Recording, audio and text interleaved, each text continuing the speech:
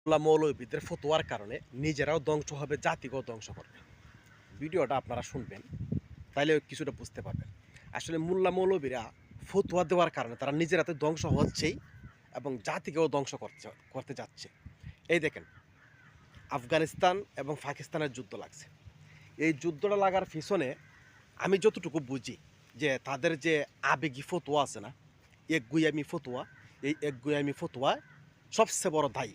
কীভাবে আসুন, বাংলাদেশের মধ্যে আপনারা জানেন একজন আলেম আছেন আতাউর রহমান বিক্রমপুরী। উনি বারবার জেলের মধ্যে গেছেন, বারবার নির্যাতিত একজন মানুষ। কিন্তু উনার উনি বের হয়ে আসার পরেই দেখেন উনার আবেগটা এত প্রবলভাবে বের হয় যা বলার বাইরে। যে জায়গার মধ্যে তার মাথার দরকার নাই, কথা বলার দরকার নাই, ওই জায়গার মধ্যে সে গিয়া কথা বলে। যে জায়গার মধ্যে ফতোয়া দেওয়ার দরকার নাই, ওই জায়গার মধ্যে ফতোয়া দেয়। সে আলেম উলামা সবাইকে তাগত, সবাইকে কাফের।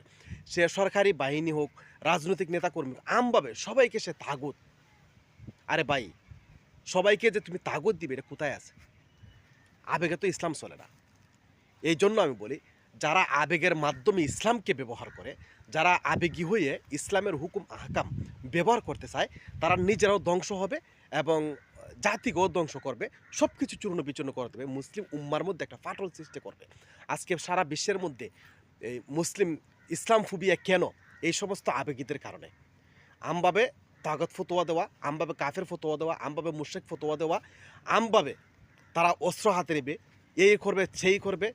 এই সমস্ত মোল্লা মৌলবীদের কারণে ধ্বংস হচ্ছে। দেখেন আফগানিস্তান, আপনি ফাঙ্গা নেবেন, ফাঙ্গা নেওয়ার আগে যার সাথে আপনি ফাঙ্গা নেবেন তার অবস্থান আপনার, তার শক্তিমত্তা আপনার যাচাই করা দরকার। আবেগে ফাঙ্গা নেওয়া হয় না। আবেগে যদি আপনি ফাঙ্গা নেন তাহলে আপনার জন্য ধ্বংস ছাড়া কোনো কিছু হবে না। আফগানিস্তান